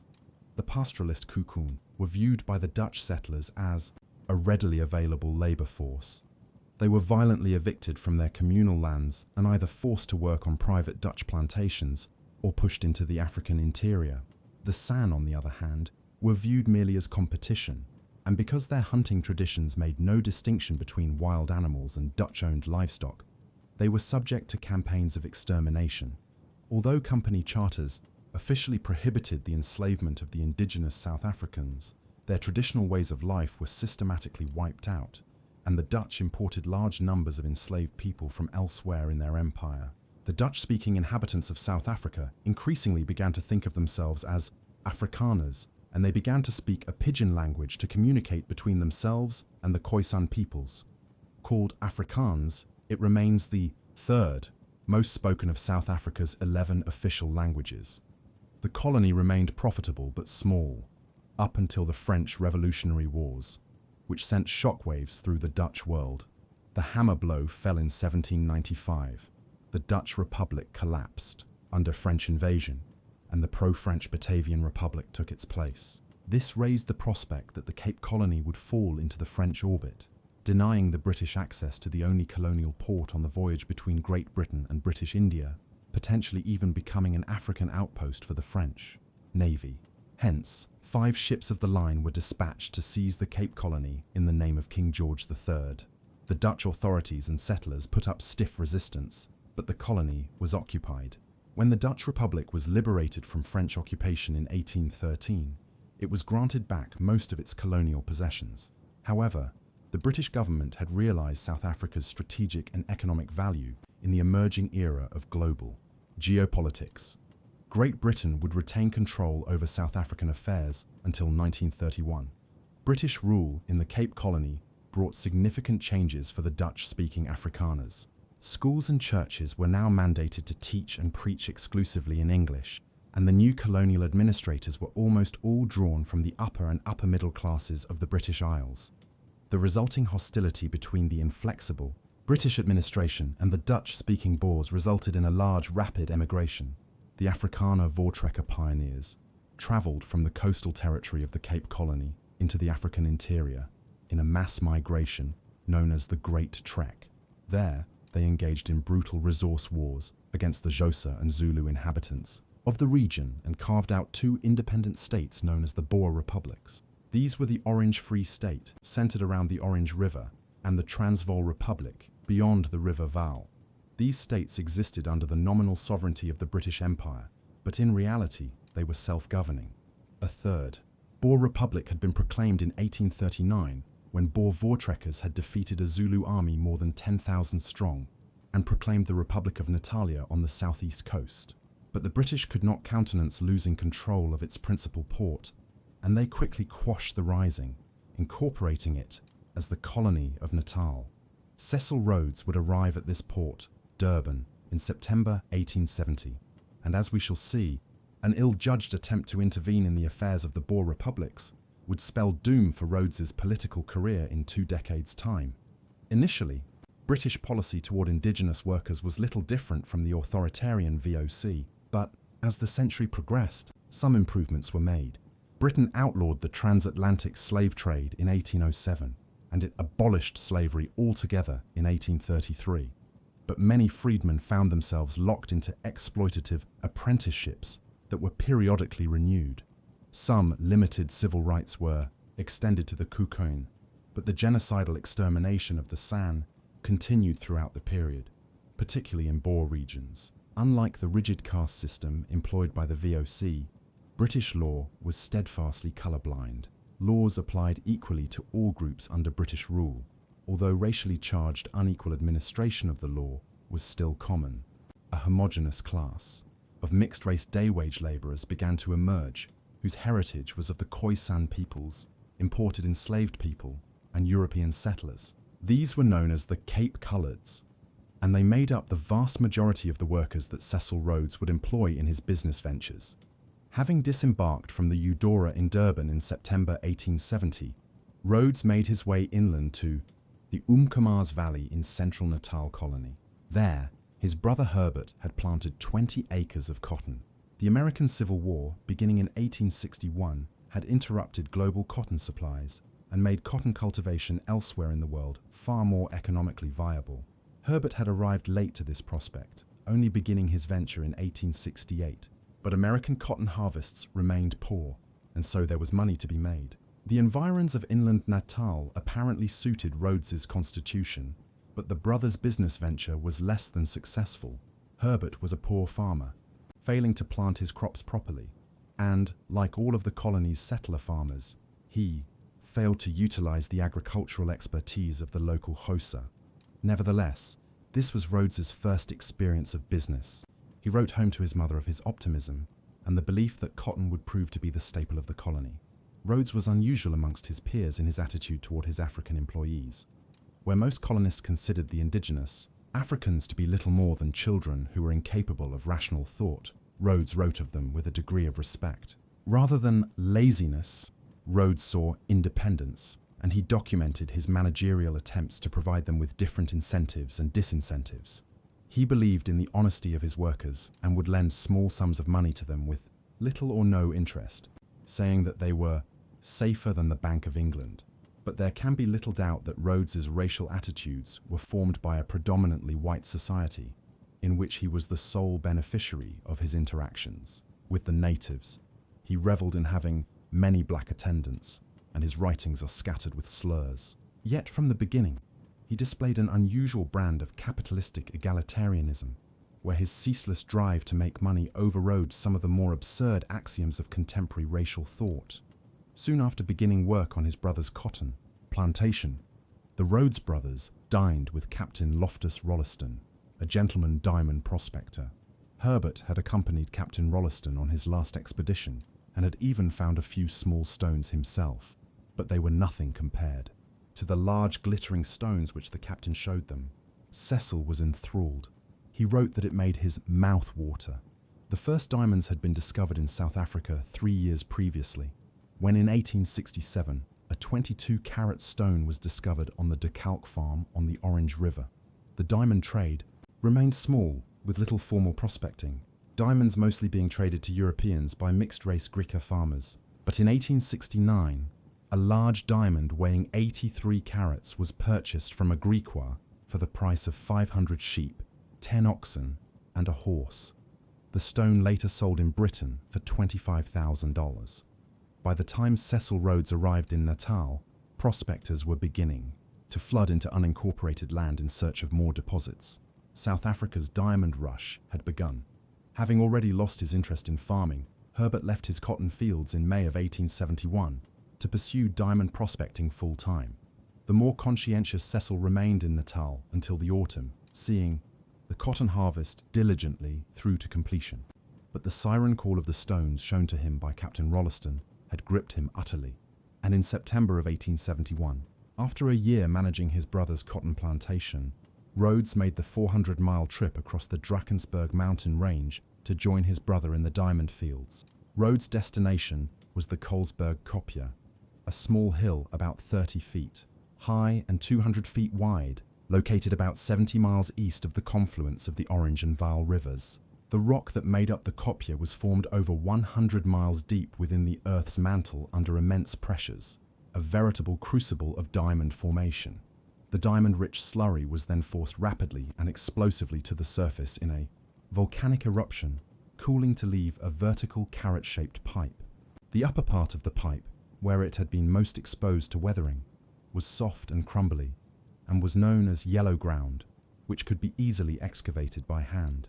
Within the single pipe beneath the Colesberg Kopje was the mineral wealth that would make the fortunes of an entire colony. The Kopje at Colesberg had only been discovered 2 months earlier, when Rhodes was still bringing in the cotton harvest in Natal. It had been found by a group of Dutch prospectors on the land belonging to Vooruitzicht Farm, which was owned by a pair of brothers named De Beers. News of the diamond strike spread quickly, and the site was divided into about 500 tiny claims, each only 31 feet square. The resulting mine was christened New Rush. By Rhodes's arrival in October, over 5,000 prospectors and labourers had descended upon New Rush, living in a vast squalid tent encampment that sprawled over the farmland. The physical process of diamond mining was simple, but brutally hard work. The yellow ground had to be smashed up with picks so that it could be coarsely sieved in large wire frames, and the resulting large pieces removed by buckets to be further sieved and scraped. Diamonds were discovered at every stage of this process, straight out of the ground, in the coarse sieves, and on the scraping tables. The overwhelming majority of the manual work was done by landless black labourers, the descendants of the Khoisan, who had been stripped of their ancestral lands under Dutch rule. The prospectors were mostly white. English, Dutch, Swedish, Russian, American, and Turkish were the chief nationalities. But there were a few Griqua and Khoisan entrepreneurs. In the early period, the raw diamonds would mostly be sold to the more established diamond traders by the prospectors, but many were covertly bought directly from labourers by unlicensed chancers. In total, New Rush was producing $50,000 worth of diamonds every single week, more than $5 million in today's money. By the time that the New Rush mine was exhausted and shut down in 1914, it would become the largest hand-dug hole in the world, almost 800 feet deep, having yielded more than 13 million carats of diamonds. The New Rush mine was in what was known as Griqualand, unincorporated territory between the Cape Colony and the Boer republics. The Orange Free State was the first to recognize the magnitude of the discovery at the Vooruitzicht farm. It instituted a simple taxation system with informal regulation. No individual or consortium could own more than 2 claims, and every claim had to be worked every day. The 19-year-old Cecil Rhodes immediately began wondering what would be possible if this restriction were removed. By 1873, the British had sent a delegate to the Vooruitzicht farm, and they incorporated the ramshackle settlement as the town of Kimberley, named for the British colonial secretary, the Earl of Kimberley. After much wrangling, the Orange Free State was partially compensated for their loss. But this set the tone for the resource conflicts to come. It cannot be overstated the degree to which New Rush was the embryo of the future of South Africa. Its wealth positioned the diamond magnates to be the rulers of the colony in less than a decade. Since living conditions were so squalid, the prospectors frequently slept many men to a tent, and so Rhodes would bunk up with future members of the Cape Colony Parliament, future cabinet members, and future prime ministers. One future prime minister was John Xavier Merriman, also the son of a rural English curate with whom Rhodes tented in 1872. In his first few weeks at New Rush, Rhodes made around $100 per week, but the limits on claim ownership heavily restricted his income. Rhodes sought partnerships to increase the efficiency of his digging, and his firmest and longest-standing partner was Charles Rudd. Rudd was 9 years Rhodes's elder, having been born to a London shipbuilder in 1844. Like Rhodes, Rudd had come to the Cape Colony for health reasons, cutting short his university studies. There, he established a merchant network, moving goods to and from the inland Trekboers. Where Rhodes appears to have had the more freewheeling imagination and speculative drive, Rudd was solid dependable, and parsimonious. The combination of the two men would be the cornerstone of Rhodes's financial empire. Having established the footings of a business empire, Rhodes returned to England in August 1873, leaving his joint operations in the hands of the capable Charles Rudd. Rhodes initially returned home on receiving word that his mother was seriously ill, but, upon finding her some way from death's door, Rhodes turned his attention back to his lifelong ambition, study at Oxford University. Rhodes was admitted to Oriel College as a late entrant in October. His career there was fragmentary. At the end of 1873, his mother passed away, ailing physically and stricken with grief. Rhodes returned to the diamond fields to throw himself into work after only one term of study. He would complete his degree with terms taken piecemeal throughout the 1870s. His academic studies would advance him considerably, but the social doors which an Oxford degree would unlock were worth immeasurably more to him. Oxford shaped Rhodes's worldview, hardening his deep admiration for the British Empire and admitting him into the social ranks of the aristocracy. The advantage of a public school education would benefit all of his business and political dealings from then on. Rhodes would say later, "Wherever you turn your eye, except in science, an Oxford man is at the top of the tree," and in time, he would become such a man. Whilst at Oxford, Rhodes was inducted into the Freemasons, a group which he found surprisingly disillusioning. Whilst he coveted the network of mutual aid amongst the elite that it represented, from within he found it stuffy. In 1877, he wrote, "I see the wealth and power they possess, the influence they hold, and I think over their ceremonies, and I wonder that a large body of men can devote themselves to what at times appear the most ridiculous and absurd rites without an object and without an end." Doubtless this would inform his lifelong desire to found his own secret society. During his spells back at New Rush, in between his terms at Oxford, Rhodes was one of the first to recognize the precariousness of the diamond trade. With hundreds of prospectors, each with only one or two claims, uncontrolled production risked flooding the market. Rhodes's approach was twofold. Firstly, diversifying his burgeoning wealth, and in the long term, seeking to monopolize the diamond fields in order to restrict production and maintain high prices through artificial scarcity. In pursuit of the first goal, Rhodes began investing in infrastructure, such as the Cape Colonies project to build a railway to Durban. He and Charles Rudd also purchased a steam-powered ice-making machine from England, which they assembled at New Rush, keeping miners supplied with cooled drinks and ice cream. After a successful summer, they sold it for $1,500, their first large windfall.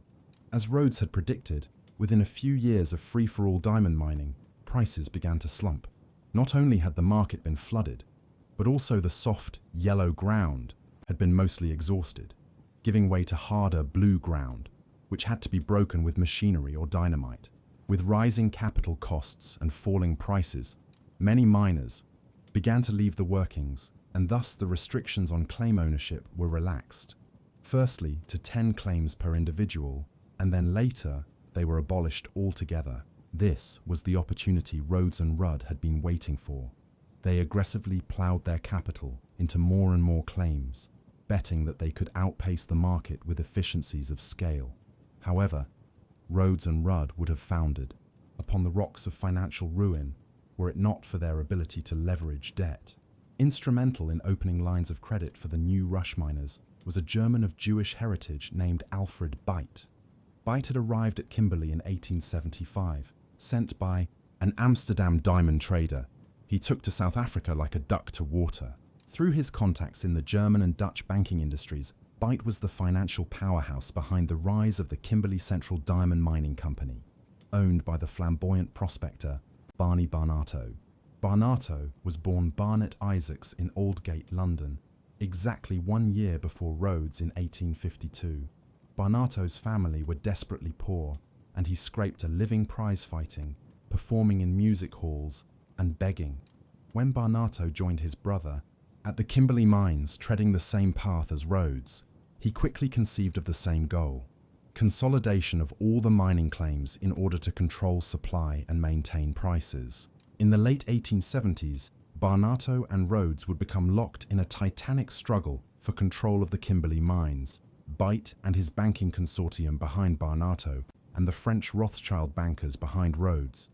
The deadlock was broken when Beit switched sides to Rhodes's camp, with Barnato agreeing to merge with Rhodes's holdings. Upon the merger of the two companies in 1880, Rhodes, Rudd, and Beit formed a consolidated company that held an unassailable position in the South African diamond trade. They named it after the owners of the Vooruitzicht farm, De Beers Mining Limited. Its rise from behemoth to monopoly was rapid. By 1887, only 7 years after its foundation, De Beers realized Rhodes's dream by acquiring all diamond mines in South Africa. Fully cartelized, Rhodes could now artificially restrict diamond production, maintaining high prices in perpetuity, a monopoly which De Beers retained for more than a century. As Rhodes expanded his business holdings from a handful of mining claims into a powerful industrial combine, his sense of what was possible began to expand too.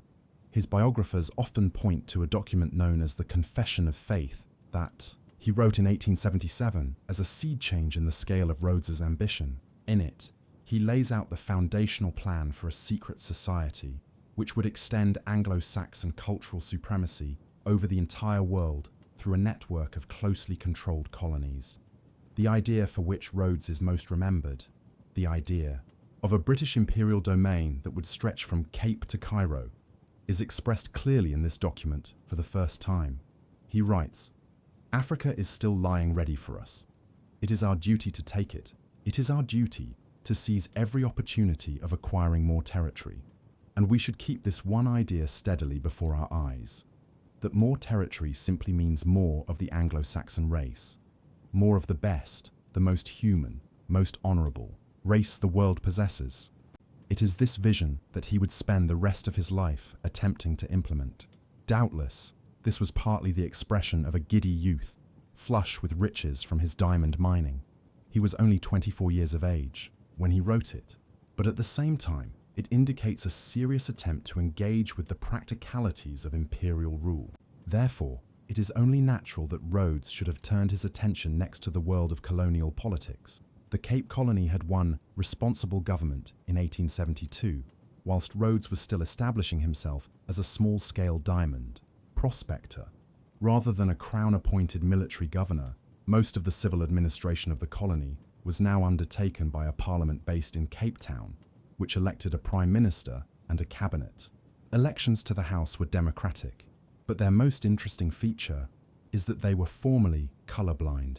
The Cape Colony's 1852 constitution formally recognized that black and mixed-race residents of the Cape were fellow subjects with white men. Electoral eligibility was based on a property qualification of 25 annually, known as the 25 vote.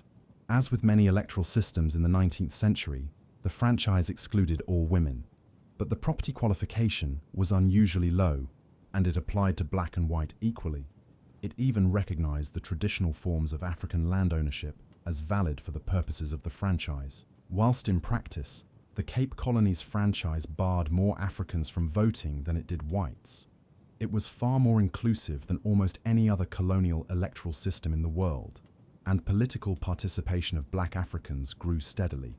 Throughout the 1870s, the political culture of the Cape Colony was markedly liberal compared to the Boer states, where black political participation had always been outlawed. The 1870s were a time of unsuccessful expansionism by the British administration. The British colonial secretary Lord Carnarvon determined to impose a confederation on the various Boer and indigenous states, seeking to bring them all under direct imperial control and sideline the liberal Cape Colony Parliament. To this end, the British High Commission conducted numerous expeditions against both the Boers to the north of the colony and the Nguni peoples in the east. These included a full-scale invasion of neighbouring Calicoland, but the campaign was badly bungled by Prime Minister Sir Gordon Sprigg, who insisted on disarming the Cape Colony's many black soldiers. Shortly afterward, the British launched an invasion of Zulu territory, following a devastating defeat at Isandlwana at the hands of the Zulu host. The British conducted the famous defence of Rorke's Drift, winning a Pyrrhic victory.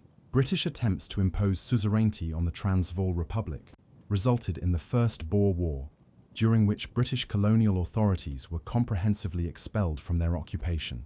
In all, Carnarvon's plans for confederation became bogged down in expensive victories and crushing defeats.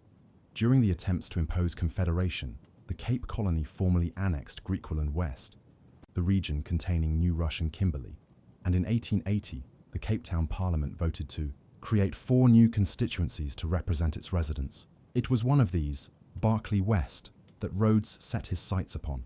It would return him at every election until the end of his life. He was encouraged in this endeavour by his riding companion, John X. Merriman, himself already a former cabinet minister and by now a determined anti-imperialist, having led the opposition to the governor's failed confederation scheme. Another supporter of Rhodes's political ambitions was Dr. Leander Starr Jameson, a Scottish contemporary of Rhodes who had set up a medical practice in Kimberley in 1878. The exact nature of Jameson and Rhodes's relationship is uncertain, but he is usually described as Rhodes's intimate friend, although many speculate that the two men may have been lovers. Jameson's medical work brought him into contact with a wide variety of the region's political figures, and he counted both Paul Kruger, the president of the Transvaal Republic, and King Lobengula of the Ndebele, people among his patients. As with all of Rhodes's close personal relationships, business and pleasure heavily overlapped.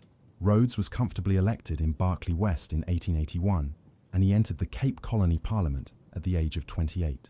He cut a highly unorthodox figure in the House, wearing his Oxford tweeds into the chamber instead of formal dress, and he frequently forgot or ignored parliamentary decorum by referring to the members directly by their names, rather than their constituencies. The Parliament was recovering from a period of intense political crisis. Lord Carnarvon's failed confederation scheme left the reputation of the body in tatters. Boer militiamen had resoundingly defeated a redcoat column of equal number at Majuba Hill only 6 weeks earlier. But economically, the Cape Colony was booming. The infrastructural projects that Rhodes and other industrialists had bankrolled, including roads, railways, and telegraph lines, had transformed South Africa into an extractive powerhouse. Kimberley was the second town in the world to install electric street lighting, with Cape Town following soon after. The question facing the legislature was how best to position themselves amid the states of the region and the emerging scramble for Africa by the great powers of Europe. Whilst Rhodes agreed with the ambition of Carnarvon's plans, he took issue with its inept execution. One of his first acts was to join with the anti-imperialist Dutch supremacist Afrikaner Bond under Jan Hofmeyr to lever Prime Minister Sprigg out of office. A rebellion in the British protectorate of Basutoland, known as the Gun War, had broken out over Sprigg's enforced disarmament policies, and it led to his resignation in 1881. Rhodes' maiden speech in Parliament was a broadside against Sprigg's leadership. It is interesting to note that Rhodes' allegiances were wholly flexible. In allying with the anti-imperialist cause, he could advance his own career, and thereby the cause of imperialism as a whole. Other legislation supported by Rhodes was a more routine matter of self-interest. The Diamond Trade Act, for example, imposed de facto martial law in Kimberley, with colonial police empowered to conduct indiscriminate raids at any time in pursuit of stolen diamonds. Rhodes argued unsuccessfully that the act should contain a provision allowing for thieves to be publicly flogged. Whilst the Parliament dealt with the fallout from the Basuto Gun War, Rhodes was already planning his next steps in the interior. He raised the alarm over the foundation of 2 new independent Boer states, Stellaland and Goshen, along the northward road into the African interior, which would, he predicted, naturally fall into the orbit of the Transvaal Republic and threaten British expansion. But these states were much more complex than he had assumed. They were formed by a local indigenous leader granting territory to a collection of Boer mercenaries. Both Jan Hofmeyr and John Merriman judged that a raid into this territory risked both destabilizing the indigenous politics of the region and angering the Transvaal Republic. Here, Rhodes began to part company with the two leaders. They were both anti-imperialist, though Hofmeyr was a convinced Dutch supremacist and Merriman a liberal. Rhodes was most avowedly imperialist, and he expressed it in a famous phrase in the Cape Town Parliament, when he stated baldly that the government should seek to annex land, not natives.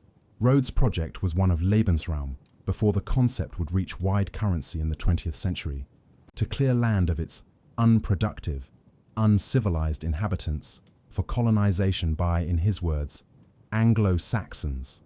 Rhodes' desire to strike northward came from a deep-seated conviction that the subjugation of African peoples was inevitable. The question was merely whether it would be the British or the Boers who would do so.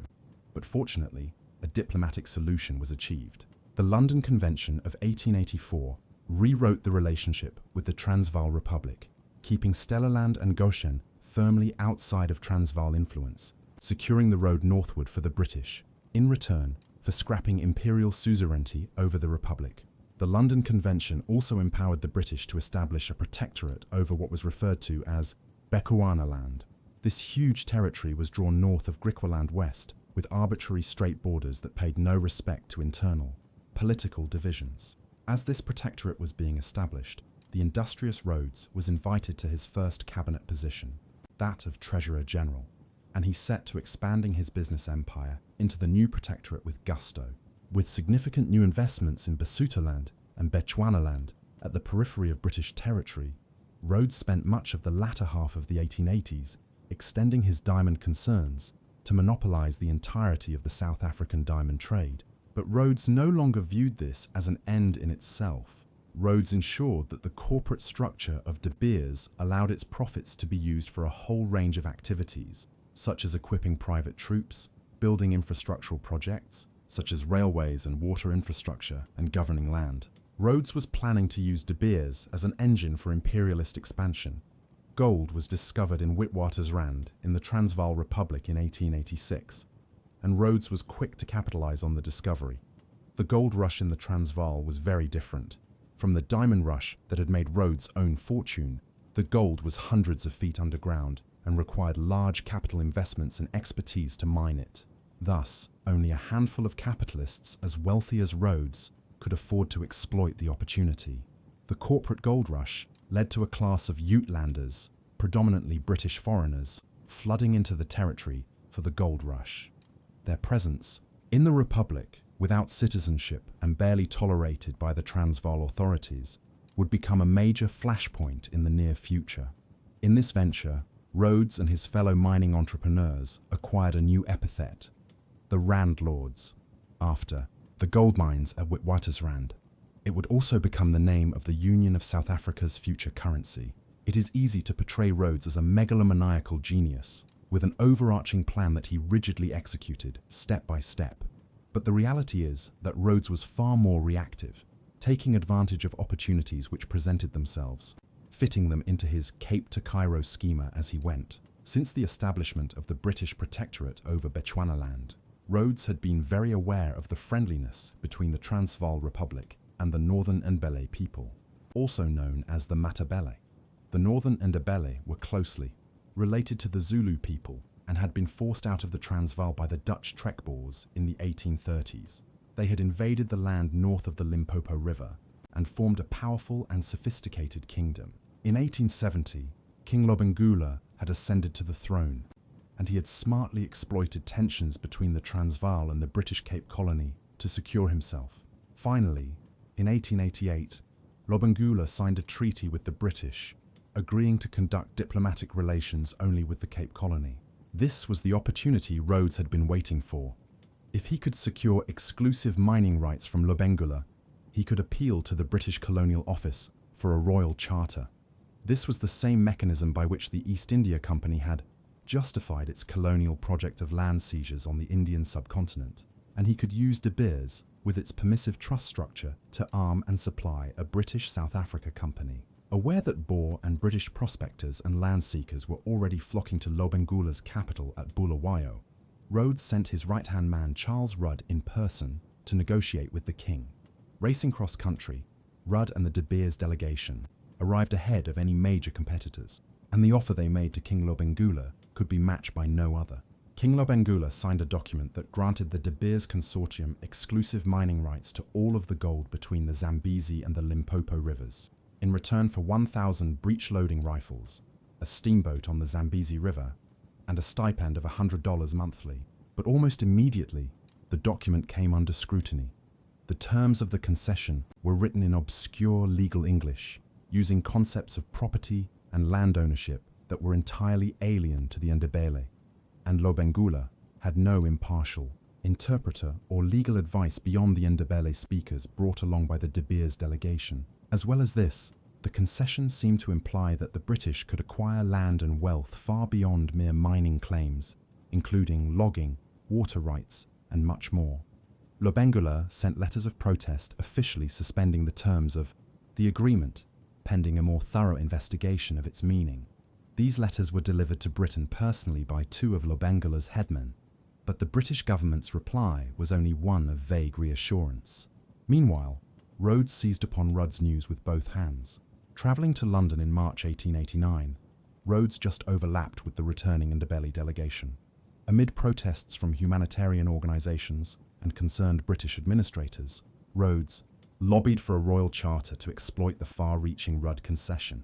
Like Rhodes, the British government was focused only on beating other regional powers, and so Rhodes's British South Africa Company was granted a royal charter in August 1889. Its wording was extremely vague. It set no northern or western boundary on the company, giving Rhodes near-limitless authority to exploit the land north of Bechuanaland and west of Portuguese Mozambique. Leaders of the British Empire. Part 1. Documentary.